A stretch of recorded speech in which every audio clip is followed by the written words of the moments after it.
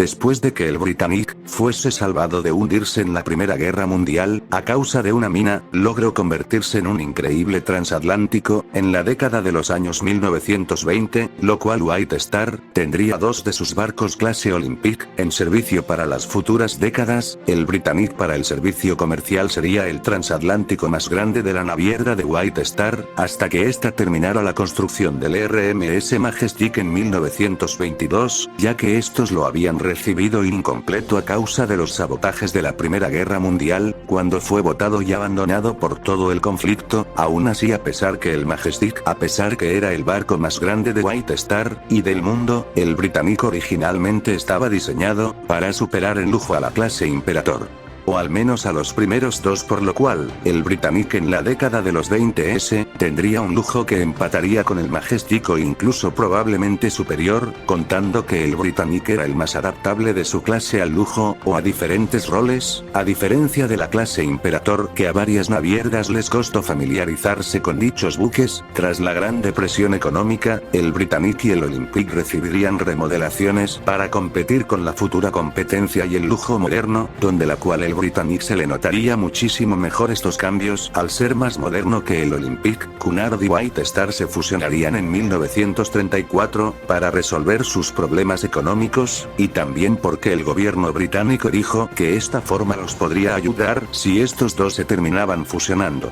En la primera parte dije que White Star se saldría de la fusión porque al no haber perdido ganancias con el hundimiento del Britannic, y también ganar mucho por este mismo como transatlántico, tendría al igual que Cunard mismos o más ingresos, por lo cual ocasionaría discusiones de liderazgo, lo que forzaría a estos dos a separarse, ya que a diferencia de ese tiempo que no di contexto por mi conocimiento inferior, ahora sí investigado les puedo explicar. Cunard tomó el liderazgo en la fusión de 1934, porque era financieramente superior, poseía una mejor flota de barcos rápidos, y el gobierno británico condicionó su rescate a que Cunard tuviera el control mayoritario, en un 64%, superando el 34% que tenía White Star originalmente, ya que la pérdida del Britannic fue un golpe horrible, lo cual para la década de los 20s solamente tendría al Majestic y al Olympic como sus mejores buques, si bien ambos eran superiores en lujo a los tres gigantes de Cunard. Básicamente Cunard le ganaba en números de más barcos. O sea, el Berengaria, el Mauretania y el Aquitania. Aquí White Star, al tener el Britannic, tendría al igual que Cunard, en toda la década 20s también un super trío de transatlánticos, y por supuesto, los tres muchísimos más grandes y lujosos que los de Cunard, por lo cual a estas alturas ambas navieras tendría una financiación casi igual, y me atrevo a decir que White Star, por obvias razones, las probabilidades que tenga más financiamiento que Cunard Line es altísima. Otro motivo por la cual Cunard tuvo más apoyo fue por su proyecto el Queen Mary. Aquí White Star también tendría uno más prometedor, lo cual es el RMMV Oceanic 3, por lo cual el gobierno británico no podría apoyar en grandes cantidades a ambas navieras, por lo cual si el gobierno eligiera una sola, como Cunard Line, como dije, provocaría una discusión o desacuerdo, por lo que ocasionaría la separación de ambas navieras, lo cual White Star se mantendría presente en esta historia. A estas alturas, en 1935, el Majestic después de 13 años perdería el título del barco más grande del mundo por el transatlántico francés, SS Normandie. Originalmente un año después se inauguró el RMS Queen Mary, pero en esta historia, por las complicaciones de la fusión y las indiferencias entre Cunard y White Star, provocaría su retraso, lo que pienso que se inauguraría hasta 1937, y el Queen Elizabeth, pues pienso que su futuro sería el mismo, quizás tardando un poco más en su botadura al océano, pero nada que cambie tanto su inicio. Mientras tanto, con White Star, hasta 1937 o quizás más antes, lograría terminar su super transatlántico, el RMMV Oceanic III, lo cual se convertiría en el barco más grande del mundo con una eslora de 320 metros. Para que se den una idea, en la vida real el barco más grande de todo el siglo pasado fue el Queen Elizabeth, con 314 metros de SS Eslora, o el SS France, que fue el más largo con 316 metros de eslora. Básicamente White Star había creado sin querer el transatlántico más grande de toda la historia del siglo XX, y la cosa no acaba aquí. Recordemos que el Oceanic III iba a tener un hermano gemelo, el RMS Colosik, lo cual su construcción originalmente ni siquiera se inició, pero en esta historia alterna ya White Star habría empezado su construcción tras la inauguración del RMMV Oceanic, pero como pasó con el Majestic, su construcción quedaría abandonada por el conflicto que se avecinaba, la Segunda Guerra Mundial. El Britannic, luego de sobrevivir a la Gran Depresión económica, sería considerado un veterano de guerra junto a su rival más cercano, el RMS Aquitania. Estos barcos durante la época de los 30s, realizaron viajes de cruceros de placer, donde sus clases fueron configuradas y se mantuvieron activos como uno de los buques más históricos del mundo. Debido a la crisis económica y a las fuertes restricciones migratorias de Estados Unidos, los barcos comenzaron a realizar cruceros turísticos cortos, zarpando desde Nueva York con destino al mar Mediterráneo, donde este rol de crucero lo habían iniciado otros transatlánticos como el Mauretania, y el ya mencionado Aquitania, ya que era una forma fácil y rápida de comercio para ganar dinero, sobre todo ante esa crisis. Y por supuesto, como mencioné, el Britannic también sería un crucero en casi toda la época, y también el más lujoso y popular, ya que estamos hablando de un barco que a estas alturas ya habría superado el lujo del RMS Majestic, siendo el barco mejor adaptado a la tecnología de ese tiempo, siendo un rival enorme, que rivalizaría con los supertransatlánticos en esos aspectos que la gente tanto exigía, donde hasta 1939, ambos barcos, el Aquitania y el Britannic, serían requisados por Royal Navy, para convertirlos en transporte de tropas, para la Segunda Guerra Mundial, que no tenía mucho tiempo de haber iniciado, y a partir de aquí, empieza el desmadre. El 3 de septiembre de 1939, el primer ministro de Gran Bretaña comunicó por las sondas de radio para declarar la guerra a Alemania. Al igual que en la historia original, el Queen Mary en esos momentos se encontraba por un viaje por el Atlántico Norte. En ese fatídico viaje llevaba la cantidad de 5.000 pasajeros, la mayoría eran refugiados que escapaban del inevitable conflicto que se avecinaba a Europa. Mientras tanto, el Queen Elizabeth estaba amarrado en un puerto de Plyden, Escocia. Gran parte de sus interiores estaban terminados y decorados, pero ahora las dos reinas de Cunard estaban en peligro. Mientras tanto, el RMMV Oceanic III se encontraba en Nueva York, ya que este había finalizado un viaje por el Atlántico Norte, cuando Reino Unido anunció su guerra contra Alemania. Alemania sabía que las dos reinas, de Cunard y el gigante de White Star, el Oceanic III, eran el mayor recurso de tropas de Reino Unido, y capaz de transportar capacidades inhumanas de tropas a velocidades preocupantes para el imperio nazi.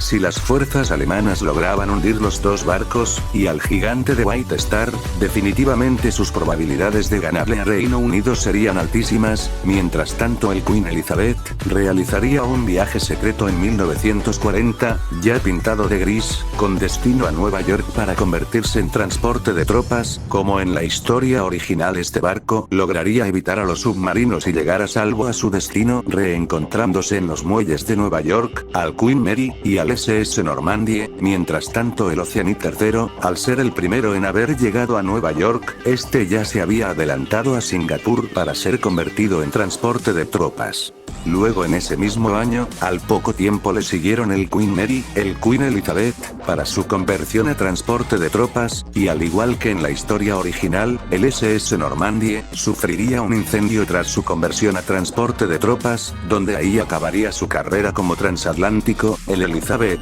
iniciaría su primera misión, enviando 5.000 australianos a las batallas. Con el pasar de los meses y años, las dos Queens de Cunard llegaban a transportar más de 12.000 tropas por viaje, junto al Oceanic III, que gracias a su participación Alemania, estaba teniendo más dificultades y pérdidas en la guerra, más que en la historia original. El bigotes de escoba de Adolf Hitler ofrecería una recompensa millonaria para el capitán de un submarino que logre hundir a uno de los 3 barcos gigantes de Reino Unido. Los alemanes, en un esfuerzo por ganarse el honor de su país, submarinos de todo el mundo, pondría en objetivo de caza al Queen Mary, el Queen Elizabeth y al Oceanic, y así Así como en la realidad estos esfuerzos fracasarían, mientras tanto barcos como el Britannic y el Aquitania, ambos también pondría su granito de arena en el conflicto, logrando ambos barcos transportar unos 6.000 a 7.000 tropas por viaje, y esto no es exageración, el Olympic podría transportar 6.000 cuando estuvo en servicio en la guerra anterior. Gracias a la participación del Britannic, a largo plazo junto al Aquitania, pondrían en problemas más prietos a Alemania, el Aquitania y el Britannic. Su objetivo del caza militar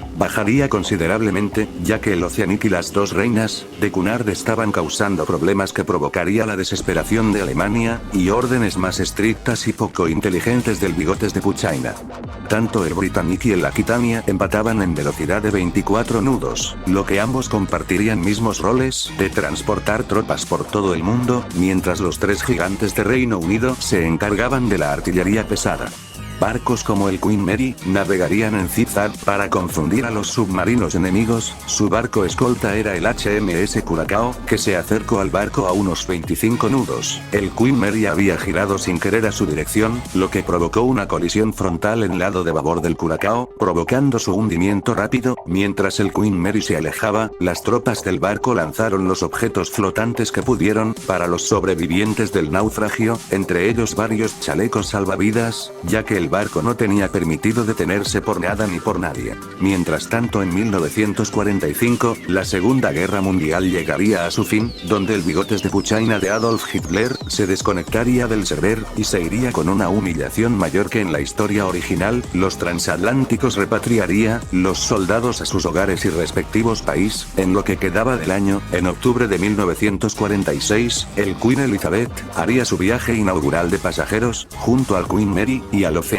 que ya habían sido remodelados para continuar sus rutas transatlánticas, aunque eso sí, en estas épocas los aviones empezaron a estrenarse en la historia humana, lo que también daría una decadencia a los transatlánticos, lo que provocaría a futuro que las navieras construyeran menos de estos, al igual que pasó en la historia original. El Britannic en 1948, después de repatriar a la mayoría de soldados, recibiría una reconstrucción en su casco, y una pequeña remodelación en sus interiores, ya que el barco seguía siendo rentable, y era lo suficientemente moderno para adaptarse al lujo de una década más avanzada, eso sin contar que ya poseía lo que mayormente las personas exigían en ese tiempo, desde la década 1920, que eran baños propios o privados en la mayoría de las clases, eso sin contar que el barco priorizaba también la experiencia de tercera clase, como su hermoso comedor gigante de popa, por lo que definitivamente el Britannic seguiría siendo bastante rentable, si bien se queda con un tamaño mediano, comparado con el Oceanic III, su experiencia y hospitalidad seguía dando una fuerte competencia y venta.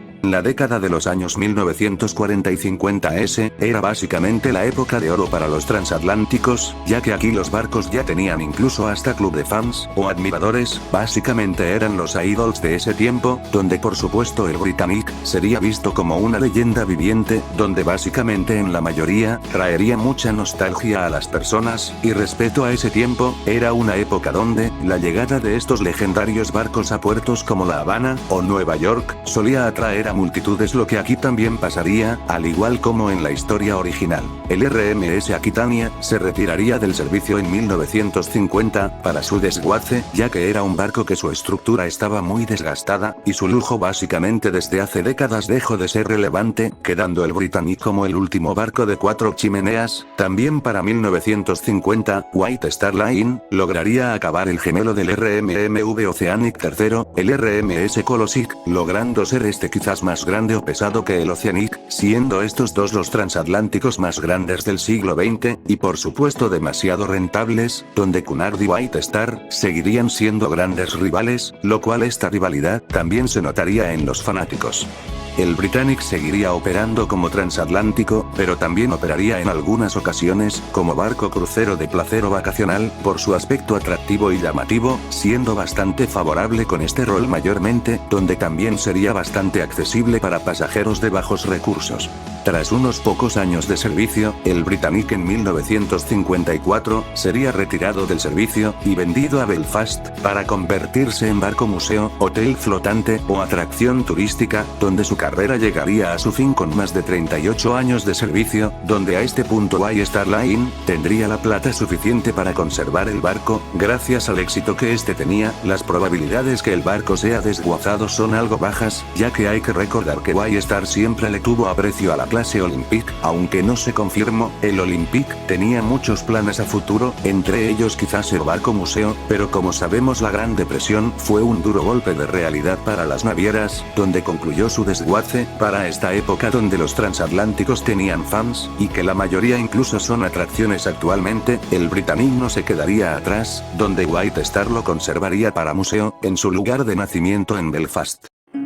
El Britannic iniciaría su último viaje de Nueva York a Belfast, donde el barco sería despedido por una multitud enorme, en su mayoría fanáticos del buque. El Britannic al llegar a Belfast, se bajarían los últimos pasajeros, donde a los pocos días, sería enviado a los astilleros de Harland and Wolff para una limpieza interna, y una pequeña reconstrucción en su casco, donde quedaría atracado finalmente, en lo que hoy es, el Titanic Quarter, el mismo lugar donde el Nomadic está como museo en Belfast, donde su legado llegaría a su fin. Pero la cosa no acaba ahí. Después de 4 años se estrenaría la película del Titanic 1958, una película que fue bastante popular en su tiempo. Ojo, no fue popular a nivel mundial, mayormente fue popular en Reino Unido, el país de origen del barco, lo cual esta popularidad daría mucho turismo al Museo del Britannic, donde se obtendría buenas ganancias, y tras el descubrimiento de los restos del Titanic en 1985, fue un escenario mundial, donde marcó la evolución submarina. Tras este descubrimiento, el Museo del Britannic se haría más conocido obteniendo muchísimas visitas, más que el Museo Queen Mary a estas alturas. Tras la película de 1997, y hasta la actualidad, sería una atracción turística sobreexplotada, donde en YouTube habrían miles de vídeos visitando el barco de diferentes partes del mundo, donde esto a White Star, que todavía seguiría operando, esto le beneficiaría demasiado, al igual que al mismo lugar de Belfast.